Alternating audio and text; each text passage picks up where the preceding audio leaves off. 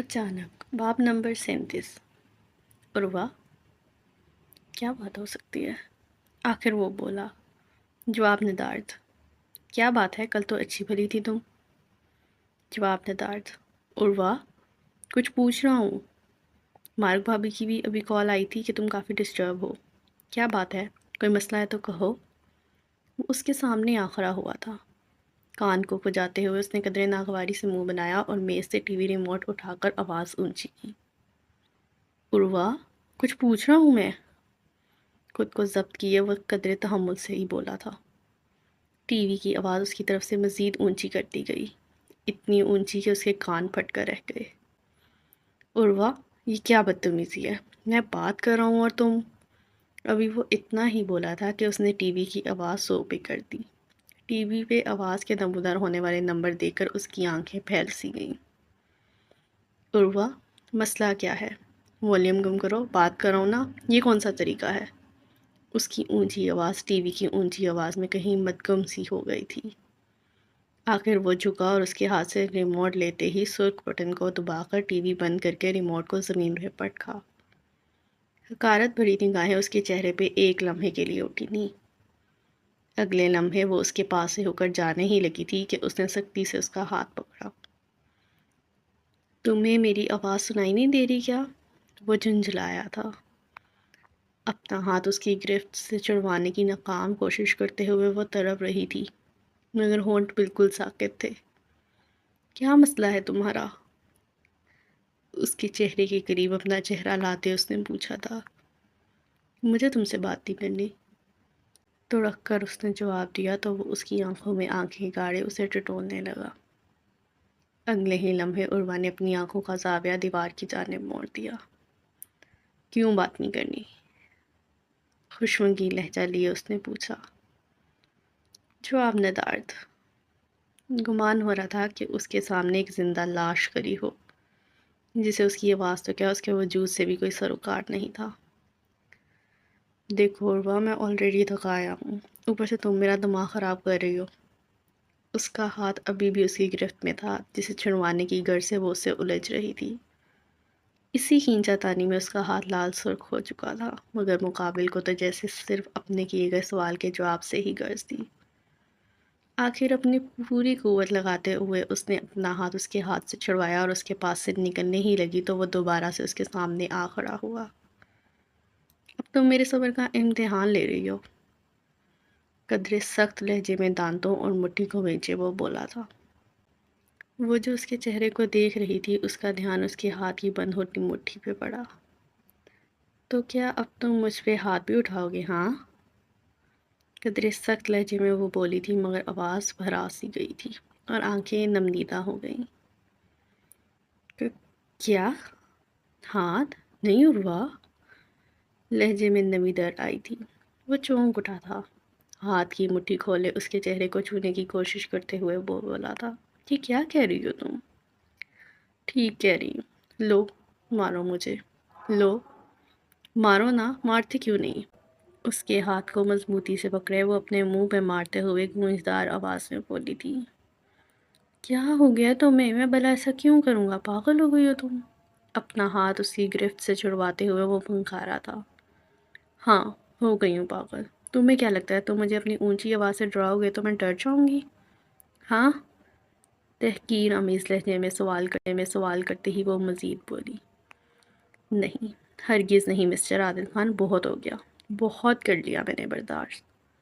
اس کے لفظوں کے سامنے وہ تو جیسے بے بس ہو گیا تھا۔ لاچاری اور بے بسی سے تھک ہار کر وہ اسے دیکھنے لگا مگر پھر اگلے ہی لمحے کچھ سوچتے ہوئے بولا۔ دیکھو، تم نے جو کچھ صبح دیکھا وہ سب جسٹ اے وے آف کورٹیسی تھا، اس سے زیادہ کچھ نہیں۔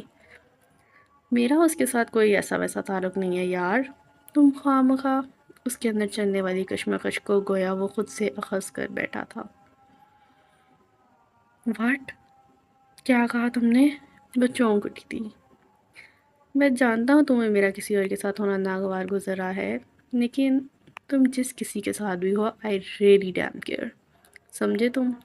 وہ تو جیسے اس پہ پھٹ ہی پڑی تھی۔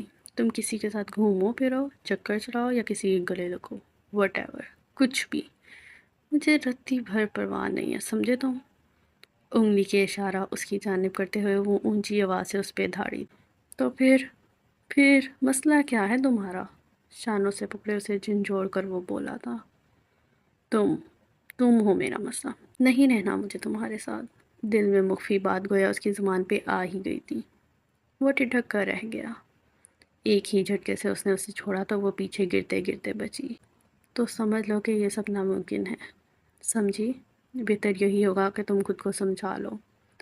کہتے ہی وہ اپنے کمرے کی جانب بڑھا تھا۔ تم مجھے اور بیوقوف نہیں بنا سکتے، سمجھے؟ اس کی پشت کو دیکھے وہ بولی تو وہ جاتے جاتے رکا اور فوراً سے رخ پلٹا۔ سیریسلی؟ تم اور بیوقوف، یہ کس صدی کی بات ہے؟ تو مسکراتے ہوئے وہ ہنسا تو وہ غصے سے اور آگ بگولا ہونے لگی۔ چھوڑوں گی نہیں میں تمہیں۔ سیریسلی؟ اب پکی رہنا اس بات پہ۔ استہزائی انداز میں وہ مسکرایا اور اپنے کمرے میں چلا گیا، جبکہ وہ غصے سے اپنا ہاتھ دباتی رہ گئی۔ عروہ، تمہیں غصہ نہیں کرنا۔ ریلیکس عروہ۔ اپنے سینے پہ ہاتھ رکھے وہ غصے کے مارے پھولتا اپنا سانس بحال کرنے کی خوب کوشش کر رہی تھی۔ وہ جب سے عروہ کی طرف سے آئی تھی پریشان حالت میں ہاسٹل کی لابی میں چکر لگا رہی تھی۔ اس کی کئی باتیں اس کے دماغ پہ حاوی ہونے لگی تھیں۔ اگلے ہی لمحے اس نے اپنے فون کا لاک کھولا اور میسج ٹائپ کیا۔ تیمور صاحب، دیکھیں عروہ کو بنا بھی پڑ گئی نا کہ میں نے منشری کی ہے آپ سے رابطہ کر کے اس کی منصوبہ بندی آپ تک پہنچائی ہے، اور آپ نے آدھے تک تو میری اور اس کی دوستی کا آخری دن ہوگا، اور میں اپنی دوست کو کھونا نہیں چاہتی۔ ایسے کیوں کہہ رہی ہیں آپ؟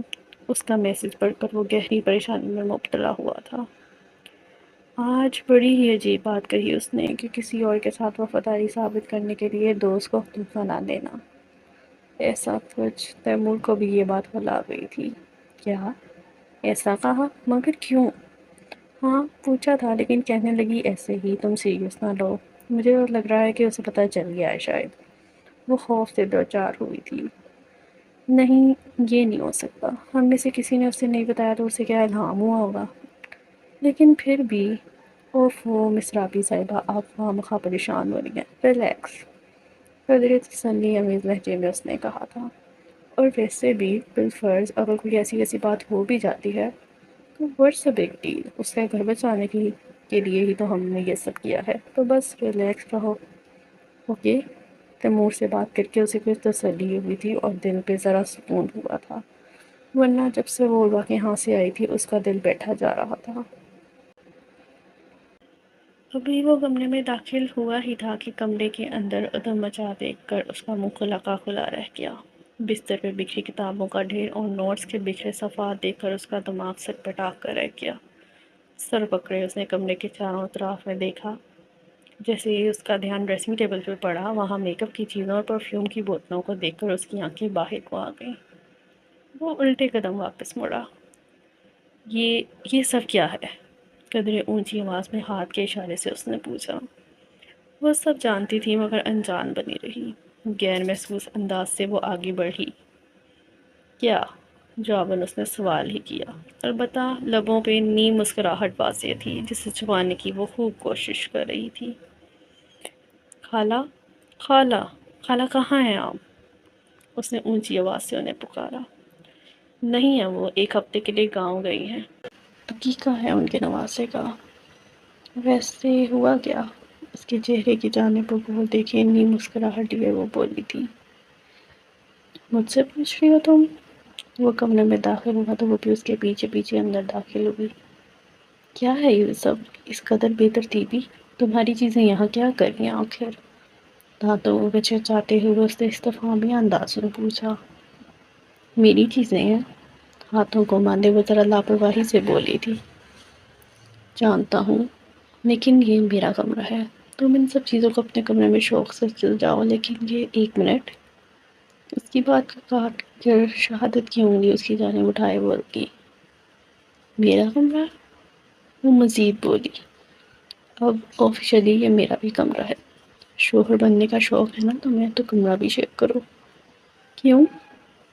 کندھوں کو اچکایا وہ اس کا تمسخر اڑاتے ہوئے بولی۔ لہجے میں طنز واضح تھا جو اسے مزید آگے گولا کرنے کے لیے کافی تھا۔ آئی کانٹ بلیو، پاگل ہو جاؤں گا میں، سیریل اب وہ بڑبڑایا۔ اس کی حالت اب اسے سکون دینے لگی تھی۔ یہی تو میں چاہتی ہوں مسٹر سپر اسٹار، پاگل ہو جاؤں۔ دل میں اس نے خود سے سرگوشی کی، نظروں کا زاویہ صاف اس پہ تھا جو غصے کے مارے ابل رہا تھا۔ خیر، کھانا بنا رہی ہیں، کھانا ہو تو کھا لینا، مجھے پڑھائی کرنی ہے سو میں بزی ہوں۔ کہتے ہی وہ بیڈ پہ چڑھی اور آلتی پالتی مار کر بیٹھ گئی۔ کتاب کو گود میں لیا اور نوٹس کو ہاتھ میں پکڑے وہ پڑھائی میں محو ہوئی۔ یا اللہ، یہ سب کیا ہو رہا ہے؟ سر پکڑے وہ صوفے پہ ڈیر ہوا۔ اس کی نظروں کا زاویہ صاف عروہ پہ تھا جو اسے کن اکھیوں سے دیکھتے ہوئے اس کی کیفیت سے خوب لطف اندوز ہو رہی تھی۔ آخر عاجزا کر وہ اٹھا اور کبرڈ میں سے کپڑے نکالنے کی غرض سے آگے بڑھا۔ کن اکھیوں سے اب وہ اسے کبرڈ کی جانب جاتا دیکھ کر اندر ہی اندر ہنس کر لوٹ پوٹ ہونے لگی تھی۔ جیسے ہی اس نے کبرڈ کھولا، اندر سارے زنانہ کپڑے سے اسے سامنا ہوا۔ نہیں، یہ نہیں ہو سکتا، سیرے لب بڑبڑاتے ہوئے وہ ٹھکرایا۔ یہ سب کیا ہے؟ میرے کپڑے کہاں ہیں؟ جیسے ہی اس نے رخ پلٹ کر پوچھا تو اس نے اپنی نظریں کتاب پہ جما لیں۔ ساتھ والے کپبورڈ میں، اس نے ایسے کہا جیسے کوئی عام سی بات ہو۔ سیریسلی عروہ، تم کیسے یہ سب کر سکتی ہو میرے ساتھ؟ اب وہ اپنا سر پیٹ رہا تھا۔ سیریسلی؟ کیسے؟ جیسے تم کر سکتے ہو ٹھیک ویسے ہی، تو رکھ کر اس نے جواب دیا۔ دان سختی سے بھیجے وہ خود کو بمشکل ہی ضبط کر پایا تھا۔ ساتھ والا کبرڈ جیسے ہی اس نے کھولا تو اس کا دماغ مزید خراب ہوا۔ جو کپڑے خالہ نے استری کر کے لٹکائے تھے وہ سب کپڑے اب طے شدہ حالت میں کبرڈ میں بکھرے پڑے تھے۔ ہاتھ آگے بڑھا کر اس نے ایک جوڑا نکالا اور واش روم میں چلا گیا۔ دماغ تو جیسے مزید خراب ہونا لکھا جا چکا تھا۔ واش روم میں اسے اپنے فیس واش اور فیئرنیس کریم تک گائے ملی۔ واش روم کا دروازہ جیسے ہی سختی سے بند ہوا اور عروہ کے اندر تو جیسے سکون کی لہر دوڑ گئی۔ بہت ہو گیا مسٹر سپر اسٹار، 1 مہینے سے تم سب مجھے پاگل بنا رہے ہو۔ اب اور نہیں، دھمکیاں میز لہجے میں وہ خود سے گویا ہوئی تھی۔